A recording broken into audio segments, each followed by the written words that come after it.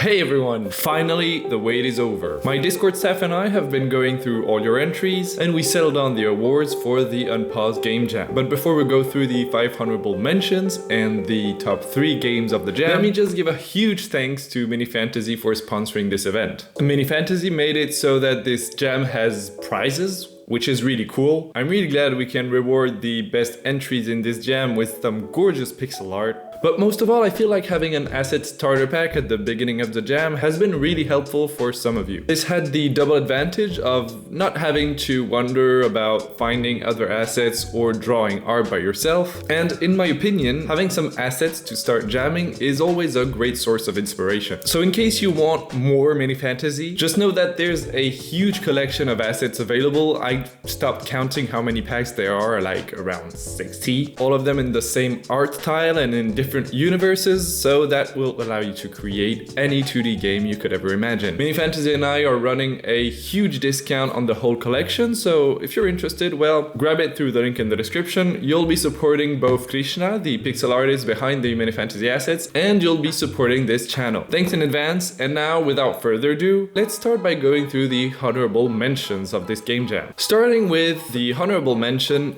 Best Use of the Theme. This is a honorable mention awarded to an entry that is particularly in line with the theme, and for this game jam, best use of the theme is rewarded to 613. 613 starts with the death of the ranger's lover, which is reborn in the underground. So here you will play both the ranger in the above ground. The ranger needs to manage some farmer population and grow some crops. In the meanwhile, in the underground, the ranger's lover has the ability to snatch souls from the ranger's domain. This, of course, reduces the population in the ranger's domains, so you must carefully balance the population growth with the soul snatching. Souls that are snatched are reborn in the underground and serve to produce soul resource, which in turn is used in the research tree. I enjoyed a lot of aspects in this game. The level building in the underground is gorgeous. The instructions for the player were pretty clear with these animated buttons, but what struck me the most is the very well built story that perfectly fits the theme, and the resource management aspect, which is very interesting and also very in line with the theme. So this is why 613 grabs the best use of the theme honorable mention. Now the best audio design honorable mention was particularly hard to award. Many of your entries had really good sound, but here we chose Wrath of the Ancient One.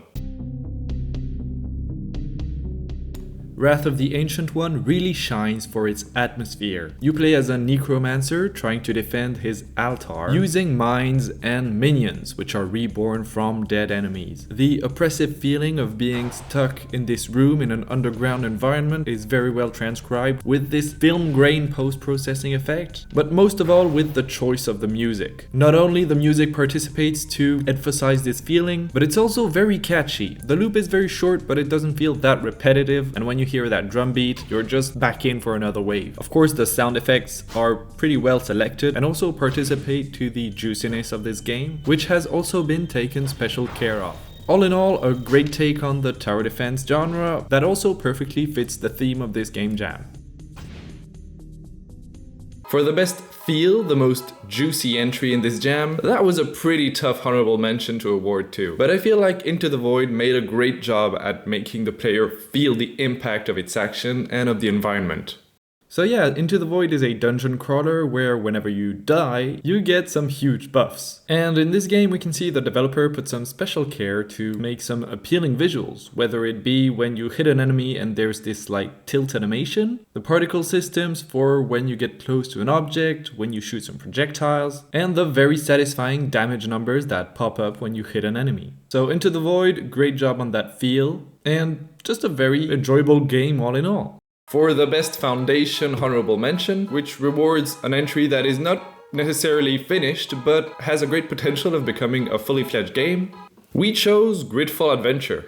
Gridfall Adventure is a turn-based tactical game that is very impressive for the solid foundation it laid in only 10 days. In Gridfall Adventure, you play as a group of adventurers and you clear levels from their enemies. When a character dies, it is reborn as a spirit version of itself, so that's for the take on the theme. I was impressed by how the developer managed to create a solid grid system that seems highly flexible. There are various levels with very different shapes, for example, as well as creating solid AI for the enemies, a flexible UI too, with different elements that can be added or removed in function of which character you're selecting and which level he is, a variety of enemies which can also inflict status effects, so the status effects system also seems pretty flexible and adaptable, with different status effects each having their own unique behavior. All in all, just a very solid foundation to develop and create a great game out of this.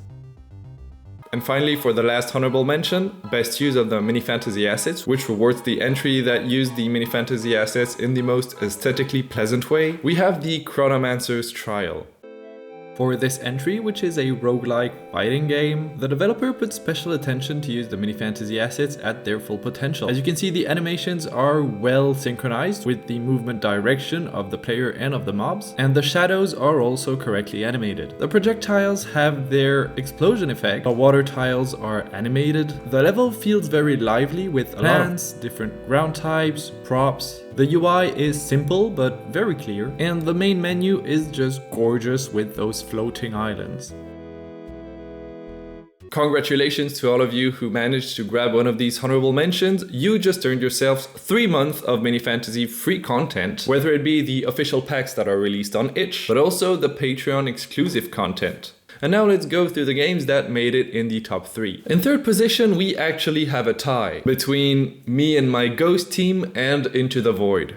So I already mentioned Into the Void for its juice, but I think what made him reach the top 3 here is his very engaging gameplay actually. It's a roguelike bullet hell, and you just want to keep going, reach that next level to get that new perk. Perks have very different effects, and there seem to be quite a few of them. So yeah, Into the Void is a very solid entry, as well as Me and My Ghost Team. Me and My Ghost Team is a puzzle game where you must escape a dungeon. Twist is, whenever you die, well, you relive, but your past selves will repeat your exact same action. This means if, like me, it took you 20 seconds to understand you had to press that red button and that you would die, well, you'll be stuck in that entry room for 20 seconds in all of your remaining lives. Now, once you get past that entry room, you must find the correct keys in the correct order in order to go through the correct doors. You can also loot crystals, and your past selves will also be looting those crystals. And the crystals are just used to increase your score here. So that's a really fun concept. After a while, in your starting area, you're standing there with your 9 past selves, and the entry really perfectly fit the theme, so this game definitely deserves its top 3 position.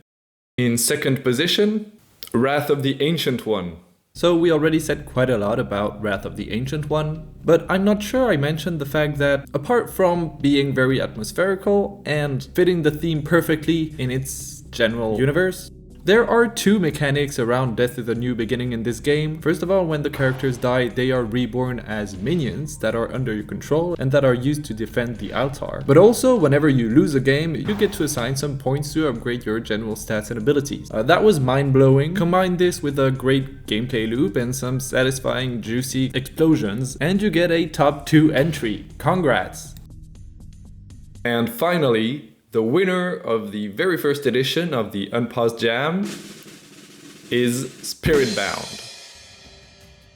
Spiritbound is an arena fighting game where you play as a soul that can possess the body of other living beings. There are 8 different creature types in this universe, each creature having its own stats, attack type, and 1 special ability. The gameplay is extremely satisfying. You can easily get stuck in this game just wanting to try all the different characters and how they feel and what their special ability is, because the special abilities are actually really cool. The game really shines at making you feel like you're in an arena and that other creature species are also fighting for their lives, as creatures from the same species will not attack each other. Apart from the great variety of creatures this game offers and of attack and ability types, and besides the really juicy experience, it also shines in its level design with a carefully handcrafted map that features everything you'd expect an arena to feature: forests, rivers and bridges, mountains, and you can also see the care for the detail the developer has when you you realize these three little pieces of rock are actually distinct colliders, and that when you go up or down the stairs, your character actually moves also on the y-axis. The game could of course be improved, mainly in my opinion by the addition of a purpose outside from surviving as long as possible and making the highest score, but it's an extremely solid game for a 10 days game jam. So congratulations, I definitely encourage you to go try out this entry as well as of all the entries I mentioned previously. As promised, the author of Spiritbound will receive 1 year of free MiniFantasy content, H asset packs, and Patreon extras. Enjoy your asset packs. I'm sure Krishna, the pixel artist behind the MiniFantasy Assets, will cook up some great pixel art for you. Well, this game jam has been quite an adventure. Thanks Joha, Cal, and Serona for being such a great Discord staff and for being part of the jury with me in this jam. I must admit, I feel super lucky to have you around. You're amazing. Next year we might opt for a community-based jury because being a jury is hard. But here for this one, you've been awesome. And finally, I have to take some time to thank all of you for this participation in this jam. You've made this event a success and it's been a ton of fun playing your entries. Your active participation in the Discord server was so cool. By the way, if you haven't joined it, you can always join us through the link in the description. I loved reading you and following your progress in your projects. This server is becoming a nice and safe place for beginners to share their first projects or to ask for help with a bug, also for more experienced developers to share their projects, ask for feedback, and I mean, even experienced developers sometimes need help for a bug. By the way, let me know if you'd like a more organized way of sharing your project. Right now we just have one channel where you can upload your progress, but maybe you'd like a specific place on the server for your project, so I'm always open to make the formula evolve. And for my part, I'll see you in the next video. In the meanwhile, keep it up on your cool game dev projects and press play.